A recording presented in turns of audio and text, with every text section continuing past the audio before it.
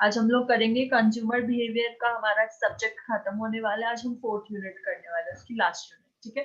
3 units हम लोग उसकी कंप्लीट कर चुके हैं।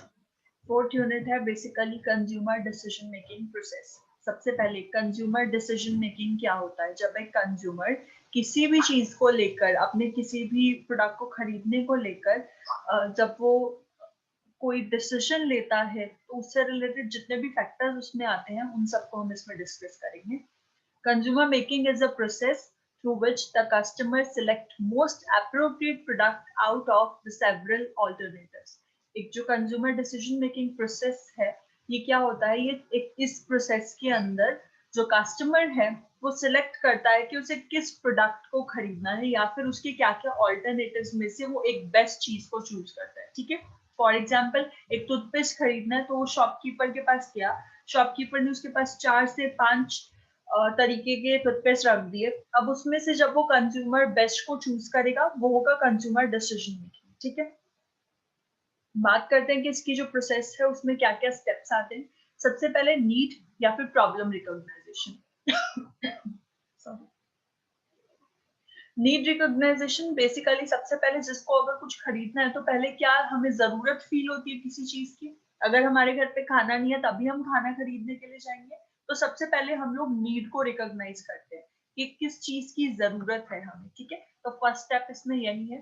अ purchase process starts with a need, a problem और a motive within a consumers mind, ठीक है। ये सब जरूरत जो है वो कंज्यूमर के माइंड में आती है कि इस चीज की मुझे जरूरत है, देन कंज्यूमर अकॉर्डिंगली काम करता है उसकी, ठीक है। सेकेंड इज हमारा इंफॉर्मेशन सर्च। फिर जब हमें पता चल गया कि हमें इस चीज की जरूरत है, फिर हम उस चीज से रिलेटेड इंफॉर्मेशन सेलेक्ट करेंगे, ठीक है। इंफॉर्मेशन कलेक्ट करेंगे कि ये चीज यहाँ पे अच्छी मिलती है या फिर यहाँ पे। अगर हमें क्लोथ्स खरीदने तो हम सबसे पहले वो शॉप का पता करेंगे ना, उस शॉप के बारे में इंफॉर्मेशन निकालेंगे जहाँ पे जो कपड़े हैं, क्लोथ्स हैं, वो इजीली मिल जाते हैं और अच्छी क्वालिटी के मिलते हैं, ठीक है। तो third step is evaluation of alternatives. जब हमने इंफॉर्मेशन कलेक्ट कर ली, हमने पता कर लिया कि ये 3 तरीका, मान लो हम लोगों ने क्लोथ्स खरीदने थे, पहले हमें क्लोथ्स की जरूरत महसूस हुई, फर्स्ट स्टेप, ठीक है। फिर हमने क्लोथ्स से रिलेटेड शॉप्स के बारे में पता किया, सेकंड स्टेप इंफॉर्मेशन सर्च किया। थर्ड है evaluation of alternative. Evaluation of alternative के बारे में क्या है कि अब जब हमें पता चल गया कि ये चीज हमें खरीदनी है तो उसके ऑल्टरनेटिव्स क्या क्या है। After collecting information for various sources, the customer evaluate the benefits and disadvantages of various product alternatives, ठीक है, and develop a set of choice regarding the product attributes, brand, store, etc। जब उसने information collect कर ली clothes के बारे में कि किस किस तरीके के क्लोथ्स होते हैं, फिर वो उसके बाद चेक करेगा कि वो क्लोथ्स मेरे को कहाँ कहाँ मिलेंगे। मतलब बेसिकली वो अपनी टेस्ट प्रेफरेंस उन सब के हिसाब से सारे के सारे ऑल्टरनेटिव्स को चूज कर लेगा। Fourth step is select and trial. फिर उसके बाद जब वो शॉप के ऊपर जाएगा, वहां पर जाकर वो अलग अलग तरीके की चीजें देखेगा, वहां पर फिर वो सिलेक्ट करेगा और उनमें से कुछ चीज को ट्राई करेगा, ठीक है। ये होता है हमारा fourth step. Fifth is purchase decision. जब उसको कोई चीज वहां पर पसंद आ गई, फिर एट द एंड वो उसको परचेज करेगा। लास्ट हमारा है पोस्ट परचेज बिहेवियर, कि जब कस्टमर ने किसी चीज को परचेज कर लिया तो उसके बाद उसको किस तरीके की डिफरेंट डिफरेंट फैक्टर्स आए, ठीक है। पहला है a person seeks renounce after making a purchase. A purchase generally has 3 outcome. 3 तरीके के आउटकम हो सकते हैं किसी चीज को खरीदने के बाद। Actual performance is equal to the expected performance. पहला हो सकता है कि जो चीज हमने खरीदी वो बिल्कुल वैसी ही है जैसी हमने सोची थी, ठीक है। उसके बाद है actual performance is less than expected performance. हमारी जो चीज हमने खरीदी है वो वैसी नहीं है, उससे थोड़ी सी कम लेवल की है, जैसा हम एक्सपेक्ट करके गए थे उससे थोड़ा सा कम लेवल की चीज हमें मिली है। लास्ट है हमारा actual performance is more than expected performance. जो हमारी जो एक्चुअल परफॉर्मेंस है, जो हम सोच के गए थे उससे ज्यादा अच्छी चीज हमें मिल गई है। ठीक है, या तो इक्वल होगी कि जैसा सोचा वैसा मिल गया, या तो उससे कम होगी जैसा सोचा वैसी नहीं मिली, कम मिली है, और या फिर ऐसा होगा कि जैसी हम सोच के गए थे उससे ज्यादा अच्छी चीज मिल गई। ये 3 तरीके के आउटकम हमारे हो सकते हैं। ठीक है, प्रोसेस समझ में आया अब तक? इसमें वैसे कुछ ज्यादा डिफिकल्ट नहीं था, समझ में आया ये? Yes ma'am. ओके, ठीक है। Next is level of consumer decision making. Consumer decision making के लेवल्स क्या क्या हैं? सबसे पहला है extensive problem solving. Consumer are highly involved in the product and critically evaluate the product on basis of established product criteria that will fulfill his or her need। ठीक है, सबसे पहली चीज क्या होगा, पहला लेवल क्या होता है? जब कंज्यूमर को बहुत ज्यादा जरूरत है किसी चीज की, वो उस प्रोडक्ट के लिए बहुत ज्यादा किसी चीज को, मतलब बहुत है ना कि चूजी है, बहुत ज्यादा किसी चीज को लेके बहुत सोच समझ के किसी चीज को परचेज कर रहे हैं। Next is limited problem solving. Consumer conduct a general search for product that will satisfy his or her basic product criteria for selected group of brand। अब limited problem solving के अंदर क्या होगा? कंज्यूमर सोच के जाता है कि ठीक है मुझे इतना सा भी मिल गया ना तो मैं ले लूंगा। ठीक है, जैसे कंज्यूमर को अभी कोई ब्रांड, कोई क्लोथ चाहिए, उसको कोई टॉप लेना था येलो कलर का, बट येलो की बहुत सारी शेड्स होती है, तो कंज्यूमर घर से सोच के गया कि मेरे को अगर थोड़ा सा लेमन येलो में भी मिल गया ना तो मैं उस तरीके का परचेज कर लूंगा। तो वो लिमिटेड सी अपनी सोच को, अपनी थिंकिंग को बना के जाता है कि बस इतना सा मेरे को सेटिस्फाई कर दे बहुत है। ठीक है, last is routine response behaviour.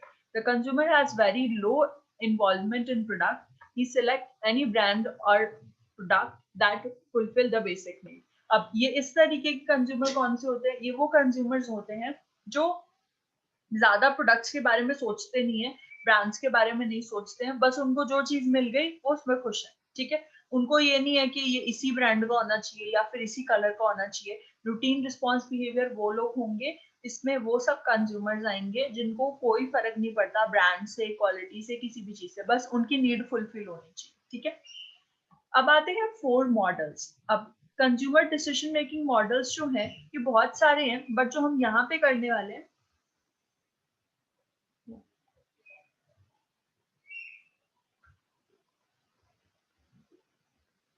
जो हम यहाँ पे पढ़ने वाले हैं कंज्यूमर डिसीजन मॉडल्स, इसके अलावा भी बहुत सारे मॉडल्स हैं, वो मैं आपको अलग से किसी क्लास में करवाऊंगी, बिकॉज इसके अंदर 2 तरीके के मॉडल्स आते हैं, ट्रेडिशनल मॉडल और मॉडर्न मेथड्स। ठीक है, मॉडर्न मेथड्स को हम डीपली करेंगे, अभी के लिए मैं आपको सिर्फ ट्रेडिशनल मॉडल करा देती हूँ। ठीक है, ट्रेडिशनल मॉडल में 4 तरीके के मॉडल्स आते हैं। सबसे पहला है इकोनॉमिक व्यू और मॉडल। ठीक है, इकोनॉमिक मॉडल या फिर इकोनॉमिक व्यू हम इसको बोल सकते हैं।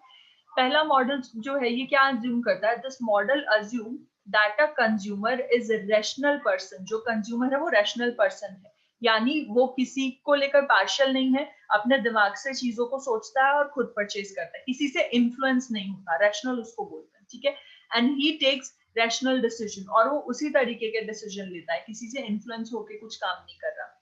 He compared various products, evaluate its benefits and advantages, and then make a purchase decision। इस मॉडल के हिसाब से बोला जाता है कि कंज्यूमर रैशनल है, वो रैशनल डिसीजन ले रहा है। तीसरी बात, वो बहुत सारे प्रोडक्ट्स को देखेगा और उसमें से बेनिफिट्स और डिसएडवांटेजेस को देखने के बाद ही वो कोई परचेजिंग डिसीजन लेगा। ठीक है, he is aware of all product alternatives. उसको सबके सब प्रोडक्ट्स के बारे में पता है, उसको बहुत अच्छे से पता है कि अगर चाय नहीं मिलेगी तो मैं कॉफी ही ले लूंगा। ठीक है, मेरा इस तरीके से डिफरेंट ऑल्टरनेटिव्स उस कंज्यूमर के पास हैं। However, this model is considered unrealistic as people are limited by skills, habit, existing values and perception. They are not always rational। अच्छा, ये सब चीजें इसमें बोली जाती है कि कंज्यूमर इस तरीके का है, इस तरीके का है, बट इस मॉडल को रियलिस्टिक नहीं माना जाता, इसको सही नहीं माना जाता। क्यों? क्योंकि हर एक कंज्यूमर एक जैसा नहीं होता। कुछ कंज्यूमर्स अपने दिमाग से सोचते हैं, कुछ लोग दूसरों के इन्फ्लुएंस से काम करते हैं। ठीक है, सबके सब रैशनल नहीं होते, इसलिए इस मॉडल को रियलिस्टिक नहीं माना जाता। इकोनॉमिक मॉडल समझ में आया? ठीक है जी, next is passive model. Passive model कौन सा होता है? This model assumes that the consumer take decision according to the promotional efforts of makers। promotional efforts of marketers and responds directly to the sales and advertising appeals. अच्छा, जो passive model है क्या बोलता है, ये कहता है कि कंज्यूमर ना खुद से कुछ नहीं सोचता, कंज्यूमर उस बेसिस पे चीजों को खरीदता है जिस तरीके की वो प्रमोशनल एक्टिविटीज देखता है। मतलब ये मॉडल बोलता है कि जो कंज्यूमर है वो सिर्फ एडवर्टाइजमेंट को देख के चीजों को खरीदता है, जो भी ज्यादा अच्छी एडवर्टाइजमेंट देगा कंज्यूमर उसको खरीद लेगा। ठीक है, ये मॉडल सिर्फ इतना बोलता है कि कंज्यूमर खुद का दिमाग इस्तेमाल नहीं करता, कंज्यूमर को जो आप दिखा दोगे वो उस चीज को परचेज कर लेगा। ठीक है, एट द एंड इसका भी यही लिखा गया है, however this model is not realistic, क्योंकि हर एक कंज्यूमर ऐसा नहीं होता, हर कंज्यूमर ऐसा नहीं होता कि हाँ उसने एडवर्टाइजमेंट देखी तो वो जाके खरीद लेगा। मैक्सिमम लोग अपना दिमाग इस्तेमाल करते हैं। ठीक है, तो ये वाला जो मॉडल है ये भी हमारा रियलिस्टिक नहीं है। इकोनॉमिक मॉडल और पैसिव मॉडल दोनों समझ आ गए? Yes ma'am. ठीक है जी, next is cognitive model. Cognitive model third type of model है, ये चारों ट्रेडिशनल मॉडल्स हैं। ठीक है, फर्स्ट कॉग्निटिव मॉडल क्या बोलता है, cognitive view is the best of four models of this consumer decision making. ये चारों में से बेस्ट मॉडल बोला जाता है। This model states that consumer make decision on their own interests and understanding of market demands and not according to their rational needs or promotional efforts of the marketers। ठीक है, ये cognitive model ऐसा बोलता है कि जो consumers हैं वो अपने खुद के इंटरेस्ट के बेसिस के ऊपर चीजों को खरीदते हैं, उनको ज्यादा इन्फ्लुएंस इस बात से नहीं पड़ता कि प्रमोशनल एफर्ट्स या फिर एडवर्टाइजमेंट किस तरीके की हो रही है। ठीक है, वो लोग अपना खुद का दिमाग इस्तेमाल करते हैं और बेस्ट चीज जो उनके इंटरेस्ट के हिसाब की चीज है उसको परचेज करते हैं। Every marketer must help consumer to develop a shortcut decision rules that shorten the decision making process and lead to instant purchase। और ये मॉडल बोलता है कि जो हमारे मार्केटर्स हैं, जो मार्केट के अंदर जितने भी लोग सामान बेचने के लिए बैठे हैं, उनको इस तरीके का अपना प्रोसीजर रखना चाहिए कि कंज्यूमर को ज्यादा टाइम नहीं लगे डिसीजन लेने में, क्योंकि जितना ज्यादा कंज्यूमर डिसीजन मेकिंग के टाइम पे टाइम लेगा उतना ज्यादा वो कंफ्यूज होता जाएगा। तो इस मॉडल के हिसाब से कंज्यूमर को इंस्टेंट परचेज करना चाहिए कि जो उसके सामने आया उसको पसंद आया उसको at the point of time खरीद लेना चाहिए, क्योंकि जितना टाइम वो शॉप पे बैठा रहेगा उतना टाइम उसको बहुत ज्यादा कंफ्यूजन होती रहेगी कि मुझे ये चीज परचेज करनी है, वो चीज परचेज करनी है। ठीक है, लास्ट इज इमोशनल व्यू और emotional model. Emotional model states all the consumer are emotional and act upon their emotions while making a purchasing decision। ये फोर्थ मॉडल बोलता है कि जो कंज्यूमर है वो इमोशन के बेसिस पे काम करता है, जिस तरीके की उस time emotional state of mind होगी वो उस तरीके से परचेज करेगा। Consumer make more impulsive decision while they relate themselves with the product or service। उन्होंने बोला, ये मॉडल कहता है कि जो कंज्यूमर है वो चीजों को ज्यादा आसानी से परचेज कर पाता है अगर वो चीज उसके इमोशन से जुड़ी हो। ठीक है, फॉर एग्जाम्पल अब एक लेडी है, वो सूट परचेज करने गई है, उनको मार्केट के अंदर वैसा सूट मिल गया जैसे उनकी मदर परचेज करके लाती थी उनके लिए, तो ऑब्वियसली वो सूट को परचेज करेंगी। क्यों? क्योंकि वो सूट से इमोशनली कनेक्टेड है, क्योंकि वो उनके इमोशन से जुड़ा हुआ है तो वो आसानी से खरीद लेंगे। तो थर्ड और फोर्थ मॉडल जो है वो दोनों इसी बेसिस पे बेस्ट मॉडल्स बोले जाते हैं, कॉग्निटिव और इमोशनल मॉडल जो है हमारा। ठीक है, चारों मॉडल समझ में आए? Yes ma'am. Economic view, passive view, cognitive view और इमोशनल मॉडल। ठीक है, देन हमारा आता है व्हाट इज ओपिनियन लीडरशिप। अब ओपिनियन लीडरशिप एक न्यू कंसेप्ट है, तो हमारा जो ओपिनियन लीडरशिप है इसके बारे में थोड़ा सा पढ़ेंगे। The most important thing for the marketer is to understand about the role of opinion leadership in marketing of goods and services। उन्हें opinion देखना चाहिए। ठीक है, हर किसी का अपना opinion होता है। Opinion leadership, which is otherwise known as word of mouth communication, is an important personal influence on consumer. With the proliferation of the cell phone usage and email, many people are always available to friends, family, and business associates. Message spread like virus among the people. Opinion leader offer advice or information about a product, service, and how a particular product may be used. Word of mouth take place through personal or face-to-face communication। अब opinion leadership क्या बोलती है कि ये बहुत ज्यादा, ये वो कंसेप्ट है जिसके अंदर हमारा फेस टू फेस इंटरेक्शन नहीं हो रहा कस्टमर से, बट स्टिल हम लोग अपने बोलने से, वर्बली चीजों से सिखा रहे हैं, ठीक है। अच्छा, अब आपके सामने एक प्रोडक्ट को रख दिया जाए, दो तरीके की एडवर्टाइजमेंट आती है, या तो आपको सिर्फ प्रोडक्ट दिखा दिया जाता है कि ये प्रोडक्ट है, इस तरीके का कलर होगा इसका और ये इतने रुपए में मिलेगा, ठीक है। और दूसरी चीज है कि आपको एडवर्टाइजमेंट के अंदर उस प्रोडक्ट को यूज करना भी सिखाया जा रहा है। फॉर एग्जाम्पल मैगी का एग्जाम्पल लेते हैं। मैगी जो है, अगर उसकी एडवर्टाइजमेंट आती है तो उसको बनाने का तरीका भी तो उसके अंदर दिखाया जाता है एडवर्टाइजमेंट के अंदर। उसको बोलते हैं ओपिनियन लीडर। वो होता है word of mouth communication. Company ने, मैगी कंपनी ने हमसे डायरेक्ट इंटरेक्शन नहीं किया कंज्यूमर से, बट हमारी एडवर्टाइजमेंट के अंदर वर्बल कम्युनिकेशन था, जिससे हम लोगों को अच्छा लगा कि ठीक है, इन्होंने बनाना भी सिखाया और अगर ये इतना आसान है बनाना तो हम लोग परचेज भी करेंगे, ठीक है। ये होता है ओपिनियन लीडरशिप। ये समझ में आ गया? ओके जी, ठीक है। नेक्स्ट कंसेप्ट है diffusion of innovation. Diffusion of innovation एक ये न्यू कंसेप्ट है।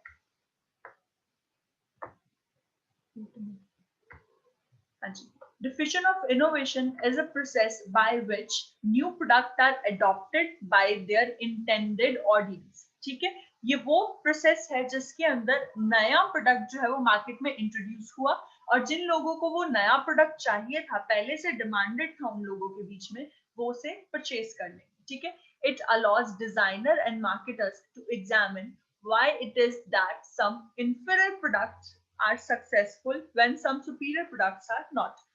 ये वो तरीका है जिससे इजीली अपने प्रोडक्ट को डिजाइन कराया जा सकता है, इजीली अपने प्रोडक्ट को मार्केटर किया जाता है। इस वजह से क्या होता है, डिफ्यूजन ऑफ इनोवेशन की वजह से आप कुछ नया लेके आते हो तो लोग जल्दी खरीदते हैं। इसकी वजह से क्या होता है कि कई बार बहुत लो लेवल के प्रोडक्ट्स जो है वो ज्यादा बिक रहे होते हैं, बल्कि सुपीरियर लेवल का प्रोडक्ट ज्यादा नहीं बिक रहा होता, ठीक है। ये इसी वजह से होता है क्योंकि लोगों को इनोवेशन चाहिए, चेंजेस चाहिए। अब अगर मान लो, जैसे मैंने बात की थी कि बहुत से ऐसे प्रोडक्ट्स हैं जो आज भी उनके अंदर कोई चेंज नहीं आया, ठीक है, और उनमें चेंज ना आने की वजह से वो प्रोडक्ट्स आज नहीं चलते हैं। अगर मैं बात करूं नोकिया कंपनी की, तो नोकिया जो है अपने टाइम पे बहुत ज्यादा फेमस कंपनी रही है सेल फोन की, ठीक है। नोकिया का फोन सबने यूज किया है और आज भी बहुत लोग करते हैं, बट जब से स्मार्टफोन्स आए हैं नोकिया ने खुद को इतना चेंज करने की कोशिश नहीं की। स्मार्टफोन्स जो आए हैं न्यू, ये जो ओप्पो हो गया, वीवो है, सैमसंग है, इन सब कंपनीज ने अपने मोबाइल फोन्स में ऐसे ऐसे फीचर्स ऐड ऑन किए कि लोग नोकिया के फीचर्स को भूल गए और नोकिया कंपनी ने अपने फीचर्स के अंदर कोई चेंजेस ही नहीं किए। नोकिया वैसा का वैसा ही है, कैमरा भी उसका उसी क्वालिटी का है, उसकी कम्युनिकेशन भी उसी तरीके का है, मतलब सब कुछ उसका डिजाइन, आउटर जो उसका आउटर स्ट्रक्चर है वो भी सेम ही है। उस वजह से आज के टाइम पे नोकिया कंपनी नहीं चल रही है।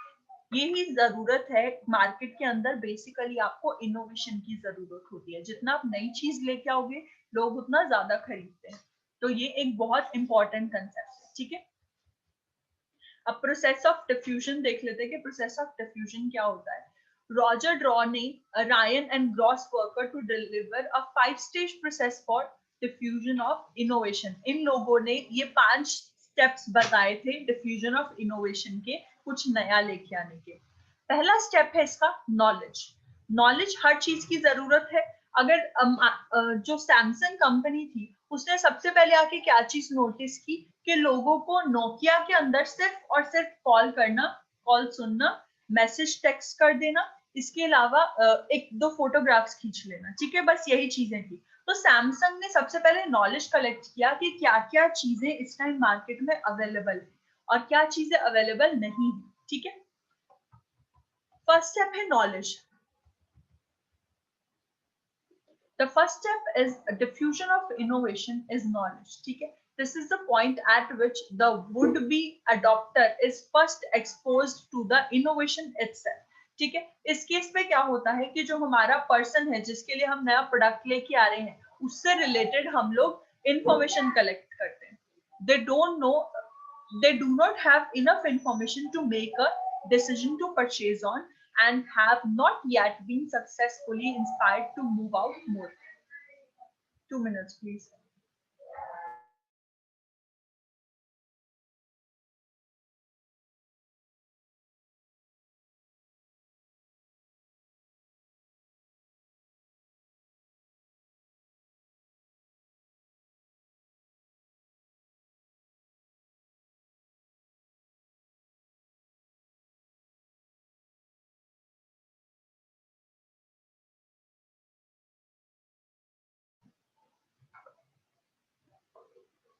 इस स्टेज पे हम लोग क्या करते हैं, जो मार्केटर होता है हमारा, वो अवेयरनेस फैलाता है सबसे पहले लोगों को अपने प्रोडक्ट के बारे में, मतलब वो बेसिकली नॉलेज फैलाता है, ठीक है। नेक्स्ट चलते हैं। Next is persuasion. परसुएशन क्या होता है? Persuasion is a point at which the prospective adopter is open to the idea of purchase, ठीक है। परसुएशन वो स्टेज होता है जहां पर जो अडॉप्टर है उसको आइडिया लग चुका है परचेज के बारे में, उसको पता चल चुका है कि क्या चीज नई आई है। They are actively seeking information which will inform their eventual decisions, ठीक है। वो इंफॉर्मेशन ढूंढते हैं कि उनको डिसीजन मेकिंग में आसानी हो जाए। उस टाइम पे उनको काफी इंफॉर्मेशन मिल चुकी होती है और फाइनल स्टेज पे चल रहे होते हैं कि हम क्या परचेज करें, ठीक है। Third stage is decision. जब उन लोगों ने उस बारे में सारी इंफॉर्मेशन को देख लिया, उसके बाद फिर वो लोग डिसीजन लेते हैं कि क्या हम परचेज कर रहे हैं, क्या प्रोज एंड कॉन्स हैं। Pros and cons basically advantages and disadvantages को बोलते हैं, ठीक है। Next is implementation. जब उसने डिसीजन ले लिया कि मुझे ये काम करना है तो फिर इम्प्लीमेंट किया जाता है, ठीक है। once a decision to adopt a product has been made, the product will be used by the purchaser, ठीक है। जब आपने परचेजिंग डिसीजन ले लिया तो उसके बाद आप फाइनली प्रोडक्ट को यूज करते हैं। और last is confirmation. This is a point at which the user evaluates their decision and decides whether they will keep using the product or abandon the use of product, ठीक है। ये last stage है confirmation stage. यहाँ पर हम finally देखते हैं कि जो प्रोडक्ट हमने यूज किया वो हमें पसंद आया या नहीं आया, हम उसको आगे परचेज करेंगे या नहीं परचेज करेंगे, ठीक है। ये सब चीजें इस फिफ्थ स्टेप पे होती है, कंफर्मेशन स्टेज के ऊपर। ओके अब एक और चीज थी इसके अंदर,